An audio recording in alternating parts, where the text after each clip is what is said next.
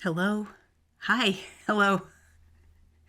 I don't remember how to do this. Okay. Hello. My name is Sonia. This is my channel, An Enthusiastic Reader. And it's been a while since I've caught up with you and talked to you about what I've been reading.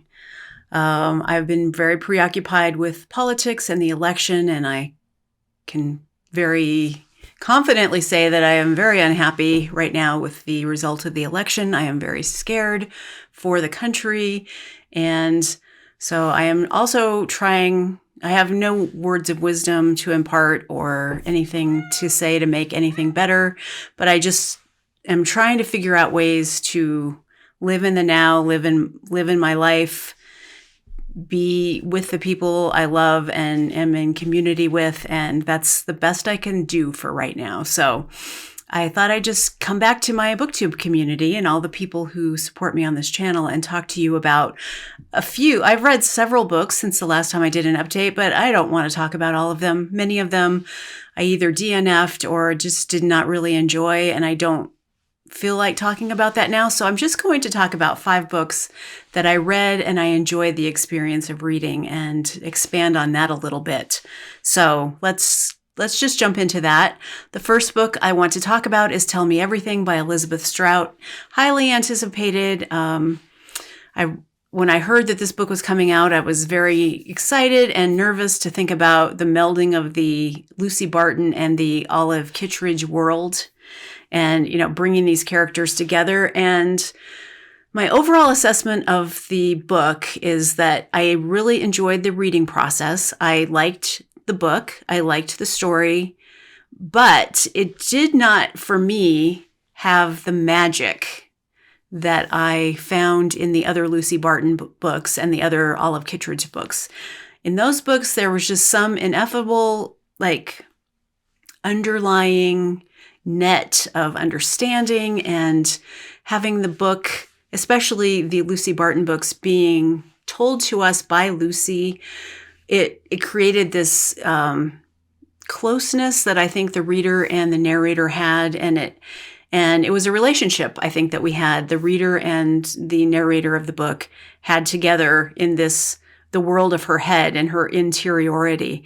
That is all missing, I think, from Tell Me Everything.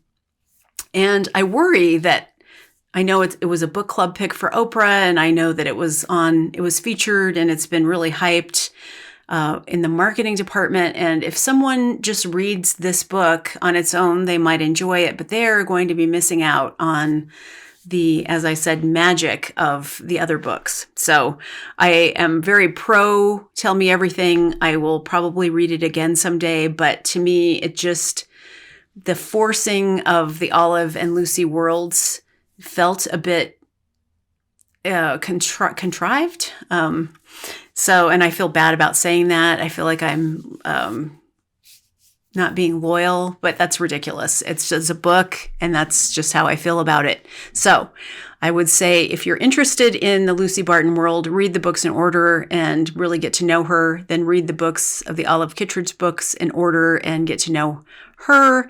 And Bob Burgess is an interesting character, but I feel like he's a cipher. There is no immediate connection that I have with him. I care about him as a character. I think he's interesting, but we never forged a bond. And so I don't have a bond with Bob, and I don't have a bond with the other characters in his universe besides Lucy. And even that is a weird relationship. So that's all I have to say about it. The next book I'd like to talk about is Shred Sisters by Betsy Lerner. Betsy Lerner is a book editor. She has worked very closely with authors like Patti Smith and other renowned literary writers. And so she's been working in publishing for decades. She's a really interesting woman.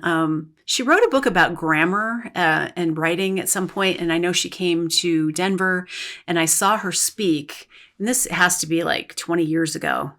And I thought she was really interesting. And then I started seeing her TikToks, and where she found all of her, or she kind of brought out all of her journals that she was keeping in her teen years and college years, talking about her mental illness and insecurities and her deepest fears and thoughts, and how is she going to get a job and what's she going to do. And so she makes these really interesting TikToks about those journals. And it was a way of introducing herself to a younger audience, the TikTok audience, on Book Talk. And I think it was really helpful because I saw a lot of young book talkers talking about this novel. So now I'll talk about the novel. I liked it. I think it did have some flaws, which, of course, it's not a perfect book, but I really felt like I got to know the main character, Amy, and she has a sister named Olivia, who's a little bit older and has a lot of mental health issues. And Olivia is such a chaotic force in the family that the whole family is affected by her behavior. And she steals, she does all kinds of things. She lies because she becomes an addict, and she also has a lot of other mental health issues. So she is a destabilizing force in the family. And then Amy is also just trying to figure out her own life. So it's a coming of age story for Amy in a sense, and it covers 2 decades of years of her growing up as a teen and then what she does after college. And I think there is a lot of autobiographical crossover from Betsy Lerner's life to Amy's life. But all in all, I mean, I just couldn't stop reading it. I thought it was a really good story, and I am rooting for Betsy to write more books. The next book that I really felt a lot of affinity for is the nonfiction work Thunderclap by Laura Cummins. And it's many different things. It's not just a history, but at the core of it, she is talking about it's in the 1650s in Delft in Amsterdam, and a gunpowder store catches on fire, and there is an enormous series of explosion that kills hundreds of people, including the artist Fabritius, I hope I'm saying that right, who painted the goldfinch, among other paintings. And so the book establishes what life was like for artists in this time before this monumental catastrophe that killed him. And it's so interesting because I didn't know about the art markets that existed in the economy of Amsterdam at the time. And so there are so many different aspects to life in that time period in the 1650s that I knew nothing about. So the art world is talked about here. And then Cummins also talks about her father, who was an abstract painter in the 70s. And so she brings in her father's art career and her own experiences studying the Dutch masters and studying Dutch painting. And so it's just this really interesting memoir. And it was shelved at the bookstore under art, not memoir. So that was interesting to me. But there's so much to learn. And the writing is very literary and very beautiful, very contemplative, and I think you could read it again and again and get something new out of it. And the best part of it is that it included paintings also inside the book. So you got to actually see the artwork she's talking about and see the historical and the artistic context of the entire situation. So I really recommend this book if you're interested in art at all, or life in the 1600s in Europe. Next, I did a buddy read with Angelia from Read and Reread, and we read The Warden by Anthony Trollope. This was my very first Anthony Trollope novel. I have been watching my favorite fellow booktubers falling in love with Anthony Trollope for decades now, and never dipping my toe into the Trollope waters, but I really enjoyed The Warden very much. And I like his tongue-in-cheek humor. He's writing on a different level than some other Victorians, and I mean a different tone, and it's almost satire, but it's also very gentle, and character development and the way that the characters react kind of revolving around a certain situation, which is, in this particular case, there is a church. It's called a hospital, but it's like a parish, and it's not that they've created it, but many decades ago, or even 100 years ago or something, a trust was formed to take care of some of the poorest men in the parish when they get old. So it's kind of like a nursing home for men of a particular part of the society. And there is a man who is the warden of these men, and he gets a big salary because the trust has grown a lot in value, and so he gets a lot of it as his salary. But the bequest has never grown for the parishioners, so they get a few shillings or something a day. And I've read it a while ago, and I read another very large book since then, so all of the details are not there for me. But their cost of living allowance never went up, and so another young firebrand reformer comes in and wants to investigate and says this is not right. They should be getting the full amount of the trust, and why is there someone in the church who's benefiting from the trust? And it just turns out that this reformer is also in love with the warden's daughter, and so there's a lot of considerations that need to be made. And so the whole novel is about all these different factions and how they're reacting to this questioning of the trust. And I loved it. I definitely am very interested in keeping on with the whole Anthony Trollope world. So I think the next book is Barchester Towers, and I'm going to definitely be getting to that sooner rather than later. And the last book I want to talk about is Bleak House by Charles Dickens. I don't know that I need to give you a huge synopsis of this book because it's quite famous, and it's one of his most renowned novels, maybe the greatest Charles Dickens novel ever written. And it's about a lawsuit that has been going on for decades and wrecking the lives of the people within the suit.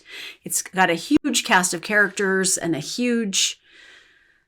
was the edition I read was 880 pages or something. And it took me 6 weeks to read because I was reading a bunch of other books in the meantime, in the middle. So I read, I think 40%, and then I had to take a break. I was reading The Warden and some other things, and I couldn't mix those two Victorian novels. And so then I got back to Bleak House after that. And the last, I'd say 10 days, I have really powered through, and I was listening both to the audiobook and reading it in the physical book. So I was going back and forth. And so I was really, putting all my gumption into finishing this novel. And I finished it this morning. I consider it my greatest accomplishment of 2024.